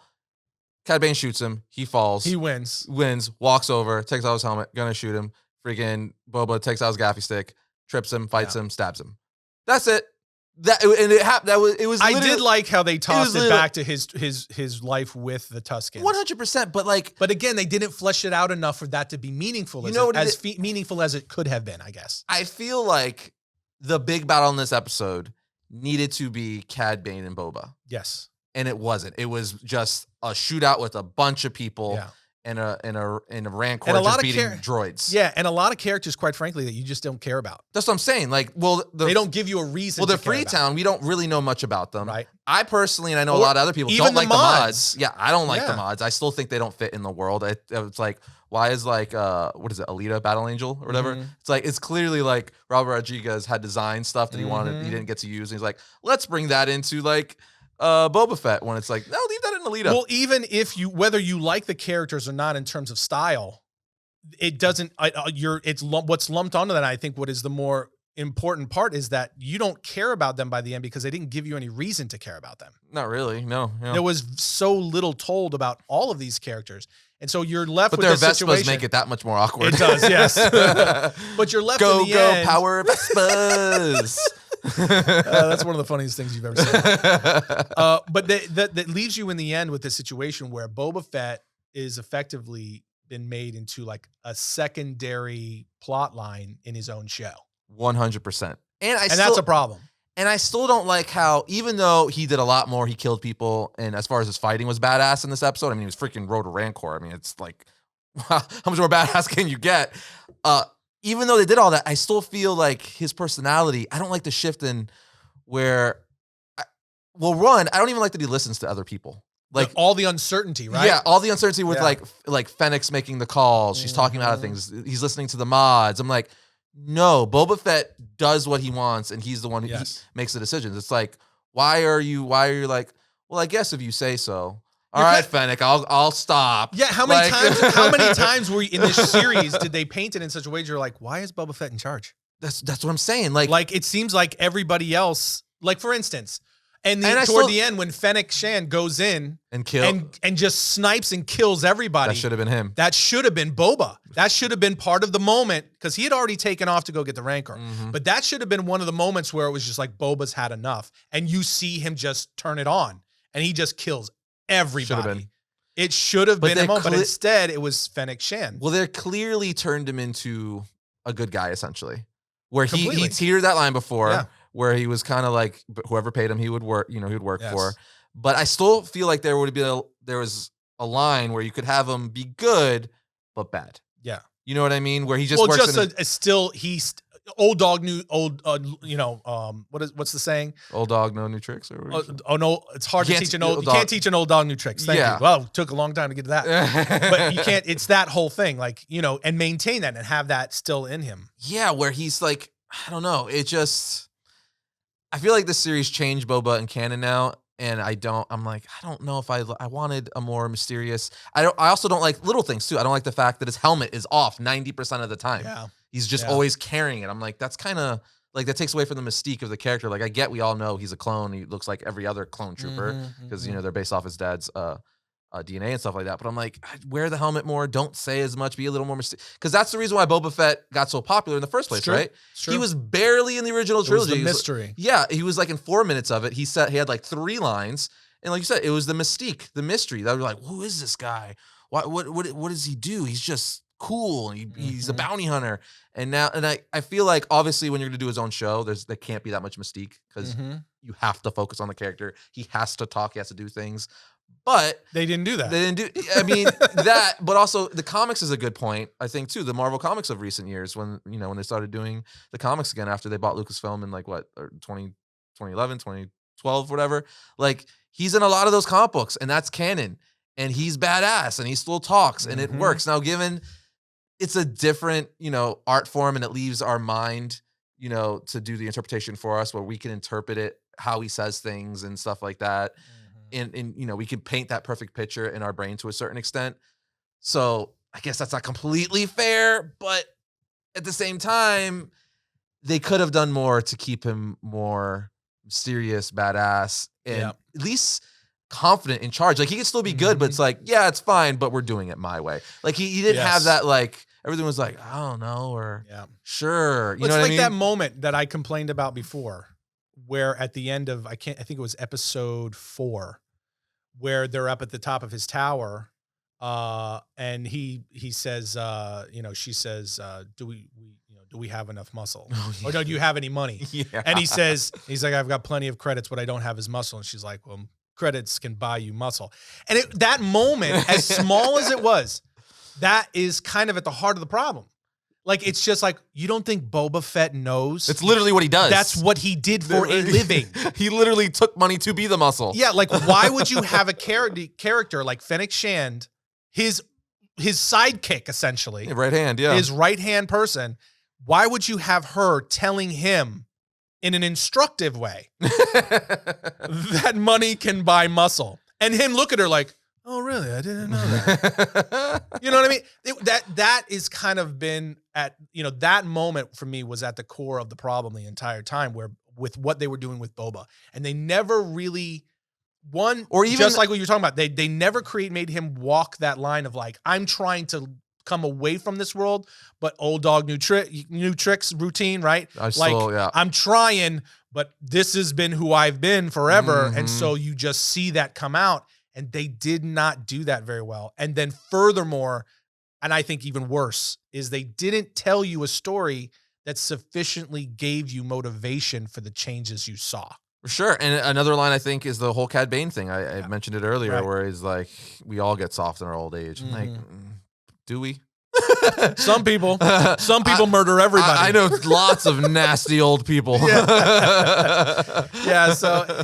it was a lot. But I think this series it shocked both of us in what it did with Boba, and that it gave us 2 of arguably the best episodes of The Mandalorian that we've gotten so far. I see people saying, so I love the Book of Mando. It's great. Yeah, exactly. It's weird because, again, overall, because I think we should say like overall, the whole season, I enjoyed it. I did enjoy it. It gave us some of the coolest Star Wars things that mainly came from the 2 Mandalorian episodes, 100%. But there was still a lot of cool Boba stuff. It's just, I think my number one complaint, which we were just talking about, is that Boba Fett was portrayed in a way in the series that took me totally off guard. I was expecting season 2 Mando Boba Fett, wrecking shop, exactly, taking names, giving orders, trying to be good. But like you said, it's like, I've been in it literally my whole life. I've been born to be a freaking bounty hunter. Like, that's my thing. Like, was trained and raised by bounty hunters because my dad died. Like my dad, Django, trained Cad Bane. Like, this is who I am. So for that switch to turn like from one of the baddest bounty hunters, arguably the best bounty hunter in the entire galaxy, to I'm a nice guy now. I don't really want to kill people unless you have spice in my town. You know what I mean? So that, and then the finale where there wasn't this big, like, Crimson Dawn would have been dope, but I didn't even need that. They could have made Cad Bane. That could have been the big battle, longer fight, like you said, interweave stuff throughout the season where it all led up to that big fight between them more. I don't know. But overall, I did enjoy the season. And I'm curious to see if we're going to get a season 2 and where that's going to go. I agree. I also enjoyed the season. It got off to a very slow start for me. Overall, I enjoyed the season. But I was just like you. I was very surprised at some of the story issues that we did get. And it did confirm, I know you're going to agree with me on this one, and probably a lot of you listening and watching out there too, the Mando is the best Mandalorian of all time. Yeah, they essentially He's so cool. They essentially confirmed that and etched it in stone that Din Djarin is cooler than Boba Fett. And he's got, but not as a character, and not to keep going in circles, but like, he is the hero. He's always been the hero, but he's still like, you see him struggle. He doesn't always win. He freaking, burns himself with his own darksaber, but he always wins in the end. He's always comes out on top, and he is, badass and stuff like that. And I just wish, Boba Fett's a completely different character, but I just wish they would have showed that teeter line, like you said, a little better, where that would have serviced Boba Fett's character a lot more, where it's like, hey man, I'm being good. I'm not going to do things on purpose anymore, but if you piss me off, I'm gonna, Yeah, I'm gonna snap. just that I'm struggle. gonna snap. Yeah, it's that struggle. Like I wanted to see him portrayed, and it would have made so much more sense for him to be portrayed as a former bounty hunter, a mercenary who was trying to be good. Yeah. Not someone who is intrinsically good who was forced to be a mercenary and really just wants to be good. Yeah. That was the way he was portrayed. And that flew in the And face of everything you knew about him. And I think that it could have worked, but everyone's perception was not that of Boba Fett. We did not know that until now. Yes. So literally, most of fandom saw Boba Fett this way, which is why I think a lot of people were taken off guard and complaining about it like us, because we're not the only ones by far about the way Boba Fett was because we're not the only ones by far, complaining about the way Boba Fett was portrayed overall. So clearly, we all saw him and he was portrayed a certain way, and now they're like, no, this. Yep. So, completely. And it's kind of shocking too, considering Filoni and Favreau. Yep. Specifically Filoni. So I'm very curious. I can't wait to see the gallery episode because, like anything, maybe once it's explained, it's kind of like what Filoni did.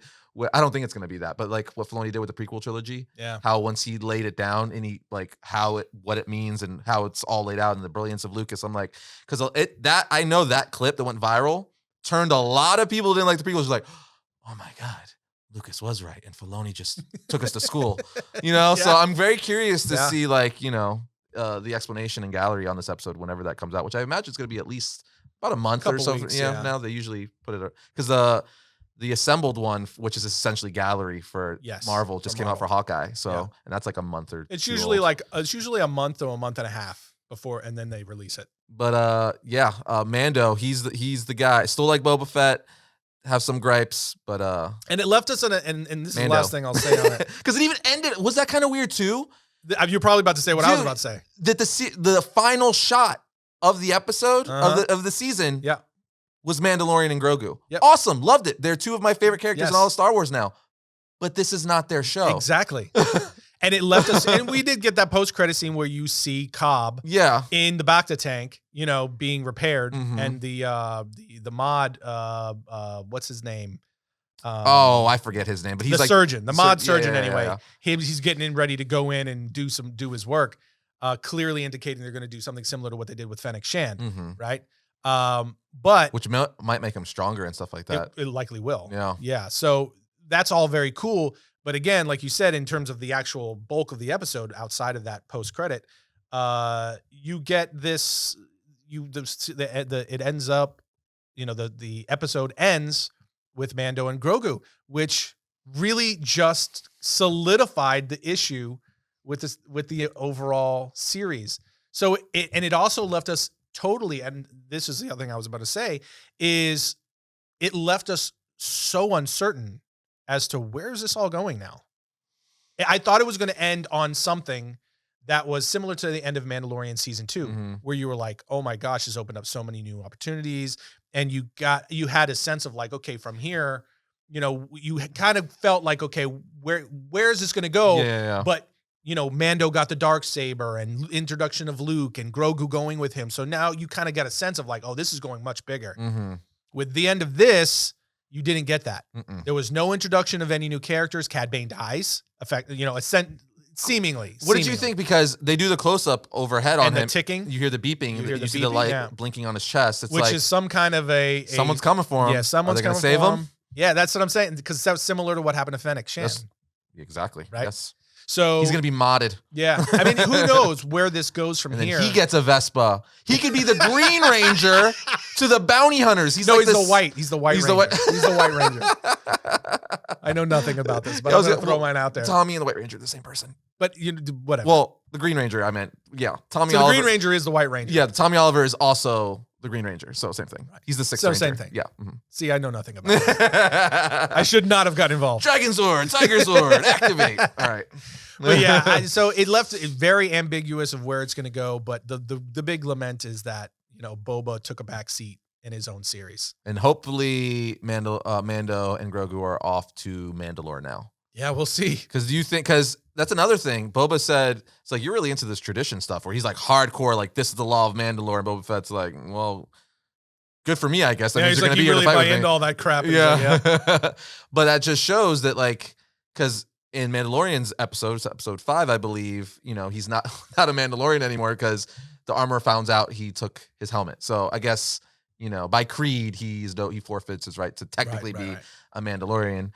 So she kicked him out, which I posted this meme on freaking Instagram. I don't know if you saw it in my story. It's the funniest freaking thing. So she kicks him out for being a Mandalorian. He's got the Darksaber, right? Right. So they clipped it together where after he gets kicked, he's decreed that he's not a Mandalorian anymore. He goes to Boba Fett and you see them talking in the picture. And he tells Boba Fett, he's like, the armor just said I'm not a Mandalorian anymore because I took off my helmet. And Boba Fett just says on the red cap, she's like, dude, you have the Darksaber. Tell her she's no longer a Mandalorian. That's true. I was like, true. That is hilarious. Yeah, very true. It's like, literally, who is she to tell you anything? You are her ruler, and she more than anyone should know that. Yeah. You are literally the ruler of Mandalore now. Yeah. Why are you listening to her? You need to be telling her what to do. And it didn't click with me. I'm like, man, that sucks. I think it was more indicative of the fact that Din doesn't really understand. Yeah, no, I know that what that means to him for him. Yes, I get it, but it's funny when us knowing what that means and really understanding. It's just like, you could literally have her killed. Like, every Mandalorian needs to obey everything like that. Like the Vizsla that was there, you should be like, kill her. I'm your ruler.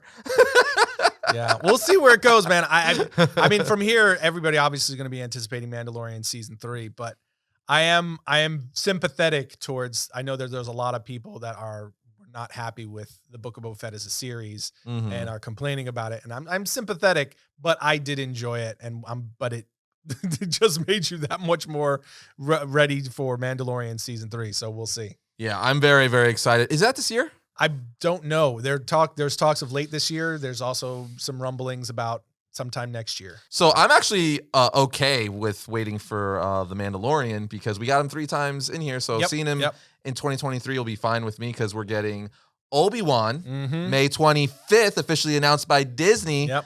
Which we finally made our way to it. We finally made our way to it, yeah. May 25th will be the first episode of Obi-Wan. And it just missed. It just missed May the 4th. Yeah, that is a big surprise. Because we were already speculating that it was going to be either that or Andor on May the 4th. Right, because May the 4th. Right. So it's like, but it's so close. What is it, 3 weeks 3 after? weeks? So it's like, you're telling me you can't get it out 3 weeks earlier? That was an odd miss. It's got to be because maybe they're trying. There's going to be something because it's on Marvel Star Wars usually. So maybe they have to have a certain gappage. They have to start it so it ends to give a certain gap for the next Marvel series. I'm sure it absolutely has something to do with the marketing of the series they have released. Because we know we're getting multiple things going on. And at the beginning of May, we already know that we've got Doctor Strange 2. Man, the Multiverse of Madness is coming at the beginning of May. So they're probably looking to steer clear of that. Yeah, it's true. But it's just funny to think we get Marvel Star Wars. Because now we're Moon Knight. Then it's Obi-Wan. Yep. Then I think it's Miss Marvel. Talking about streaming, not movie stuff. Miss Well, Marvel. so Moon Knight, Obi-Wan. Or is it She-Hulk? She-Hulk will probably be first. And then Miss Marvel. Maybe Andor Miss Marvel? Year. Well, we know we're getting Miss Marvel, I think, at the end of the year, at Christmas in December. We don't know when we're getting Andor, so maybe Andor's before. My guess now is Andor will probably be fall. Yeah, and that's confirmed. I was venting to you. I was like, it got confirmed for a second season. Yeah. And we don't even have a teaser or a real poster for the show yet. That has been done. That was done way before Obi-Wan, by the way. So I'm not arguing the release though. I want give me the Obi-Wan. But my thing is like, are they going to give us something Star Wars related on May the 4th? Or will it just be like a really good trailer for Obi-Wan Kenobi? I don't know. Oh, actually, I didn't even think of that. That makes sense. Yeah, that makes complete that's possible sense. that that's all that they lead to, but I mean, it does feel like a missed opportunity, but I do think that it's because they're trying to steer clear of Doctor Strange and the Multiverse of Madness. We need to do a speculation episode for Obi-Wan because I think that would be cool to do a future podcast. Because we talked about it before. This is what we do. Maul. I think Maul would be the biggest if he if they send him for the last episode or last 2 and they introduce him in like a Cad Bane way. Yep. Maul, dude. Can you Obi-Wan, Maul, and Vader in the same series? It's possible, man. Even freaking Boba Fett. We got Boba Fett, Luke, R2, Ahsoka, like Cad Bane. This is like... And you could be dealing with a situation where Vader, they might have Crimson What a good time to be a Star Wars fan. Yeah. We're getting a lot of good stuff. Like, and It's kind of a weird situation, though, I will say. It's kind of a weird situation that, we got Book of Boba Fett, which is Filoni Favreau, which so far has been like the gold standard for everything Star Wars of late, of recent years, that the Book of Boba Fett was in a lot of ways kind of disappointing. But now the real anticipation is Obi-Wan Kenobi, which is not Favreau Filoni, right? And is being directed by Deborah Chow, who was one of the understudies of Favreau and Filoni in the first Mandalorian series. So it's kind of, we're going to see, like, how are they going to spin off of that? But who's overseeing it? Because she's directing several of the episodes, or maybe all. I can't remember who's producing it. And like, who's writing the episodes? It's not, but as far as I understand, Favreau Filoni are not connected to it.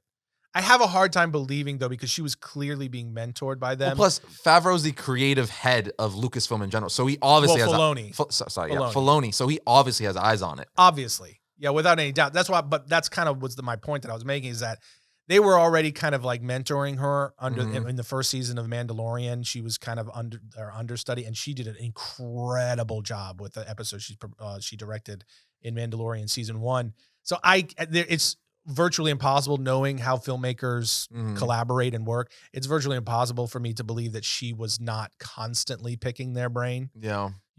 Especially Filoni saying, "Hey, does this work? Does that work? What do you think about this? What do you think about that?" Bouncing stuff off of him. And he just won't get credited for it. Yeah. But without question, I think of all the things that have happened in Star Wars in the last 10 years, this Obi-Wan Kenobi series, for me, is the most anticipated. Like, what, again, like you said at the beginning, don't screw this up. Because now you're dealing with the iconic of the icons in Star Wars. So it's like, don't screw that up. We already got Luke, who was handled perfectly, and it still has being handled really good. After they freaking jacked it up. Yeah. So we got Luke.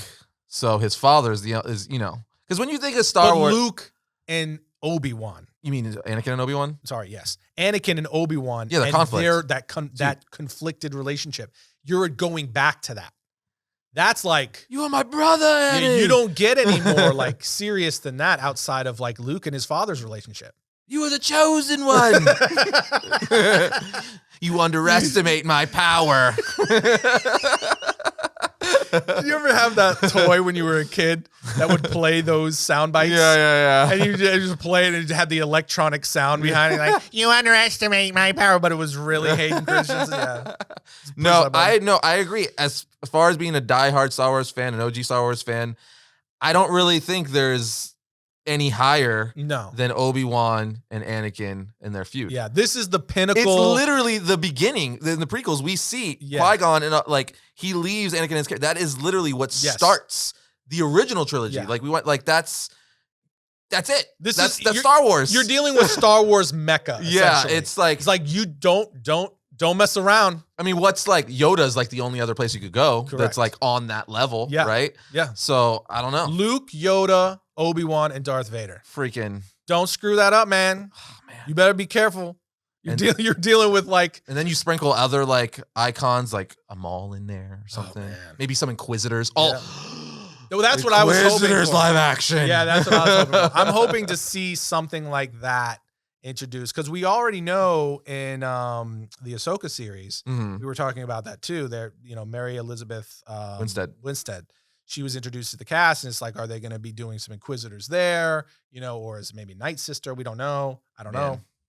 But there's so much potential for this Obi-Wan, for them to expand on so many different aspects. And that's just this year. We got Ahsoka next year. There's a lot. Ahsoka is another one where they could just expand, because we know Luke's Vader's also going to be in that. Luke's going to appear in that. I guarantee you we're going to see Ahsoka and Luke team up. It depends on what they do with that series, which I think both of us are assuming it's going to be a hybrid of like present and then flashbacks. Yeah. I mean, it has to be flashbacks at least. So it's either going back in time and the whole series is back in time because we know Vader's in it. Because Hayden Christensen's cast for the series, or it's present, which is where you could see Luke, and then flashbacks to her, relationship with Anakin. I think like when you see her, like when you saw her leave in Boba Fett and stuff like that, I think that's where she's going off to, because we saw in Mandalorian season 2 like that she now knows, about Thrawn and stuff like that. She's like, "Yo, Ezra, gotta go get ya." Yeah. So I think that's where she's doing when we see her off screen. Because he's like, "Well, I see you again," and she's like, "Maybe it's supposed to be with you." It's possible. So it's like I think they will see each other again in the Ahsoka series. But anyway, could that be what they do with Luke? Could it be like they do a Luke series and that's the conflict? It's him battling Thrawn. I hope so. I don't know. Alongside Ahsoka. I hope so. I'm down. Fingers crossed all the way. Anyway, that's our thoughts on Book of Boba. Yeah, we obviously had a lot of them. A lot of it. It was a lot. We had to do 2 episodes, and one was the finale, so obviously we had to rant on that a lot. Yeah, a lot of fun Star Wars stuff going on over the last, really couple of years, but the last month or so. But soon here, Tim, not within the next few, in the beginning of March, we're going to be renting on the Batman. Dude, the Batman is coming up quick. We actually already have our seats, dude, selected to see the March 1st fan event. We too. We're gonna see it early. We're gonna be seeing it early. Get that. What is it? The comic book? Yeah, man. Along with, we're gonna be there with NFT. An NFT comes with it. I'm gonna be NFT rich. Yeah, it does actually. But we're gonna be there alongside a bunch of other diehard fans, being amongst the first to see this movie, and it's gonna be here in about 2.5 weeks. And man, I'm ready. I am ready, dude. My 3 favorite things in fandom for right now and pretty much for a long time. It's obviously Batman, Spider-Man, and Star Wars. And we've been getting like a perfect trifecta. Oh, it's a freaking feast right now. Dude, for me, I'm just like, nom, nom, nom, nom, nom, give it to me. Like Spider-Man in December, freaking Boba Fett, and all the great Star Wars stuff we've gotten on Disney Plus, and now the Batman. Yeah, lots of good stuff, man. And right after that, we're rolling right into Moon Knight. Oh, I'm excited for Moon Knight. Yeah, dude. So it's like, it's going to be one thing after the next, after the next, after the next this year. This year is going to be jam-packed full of a lot of great stuff for geekdom. And next week we got to talk about some actual comic book stuff, because I have some things to say about Dark Crisis, Tim. Yeah. DC just announced another Crisis event, and I have some thoughts. Yeah, our good friend Josh Williamson is actually spearheading it. He's kind of he's taking Snyder's spot. Yeah, he's kind of taking the reins of DC but right now. I got some feelings about that too, because they've also just recently announced that Jeff Johns was returning to DC Comics for the first time in years for a new the Flashpoint Beyond series. Also simultaneously, very similarly to what they did Doomsday with Doomsday Clock and the Death Metal series. So I've got some stuff to say about that way, but we'll get to that in the next. Does my face say anything, guys? Yeah. Can you see my thoughts? can you feel them? It's next week. Next week we'll dive into that stuff as we lead in, and then in addition to talking about the Batman and giving all of our thoughts on that as we get both closer and then see the film on the main variant channel, we've got a whole slew of episodes coming that's going to be around characters. So history of the Penguin, history of the Riddler, all kinds of fun stuff. Same thing with the Moon Knight. Same thing we do with every major movie or TV show. Yeah. So we'll keep an eye out for all that. All episodes around all the, what am I saying here? Around all the characters that will be seen on screen. Yeah, just around the Batman and the different things like Batman Year One. We're going to be doing a breakdown of the Batman Year One story, as that was some of the inspiration for the Batman. I haven't read that thing in a long time, so even though I know it very well, it was fun to revisit it and go back through the 4 issues, because I was like, awesome story. One of the things I liked the most that I forgot is how like Jim, not necessarily forgot, but I like seeing it fleshed out more and rereading it, was how Jim and Batman didn't get along at the beginning. Like they were actually, Jim was trying to capture Batman, but in our episode, if you haven't read it, you'll see. But I think that brings today's podcast to a close. Yeah, man, that wraps us up. I think that we gave everybody enough of our thoughts for today. Yeah. So we'll see you guys next week when we continue to talk about all things comics.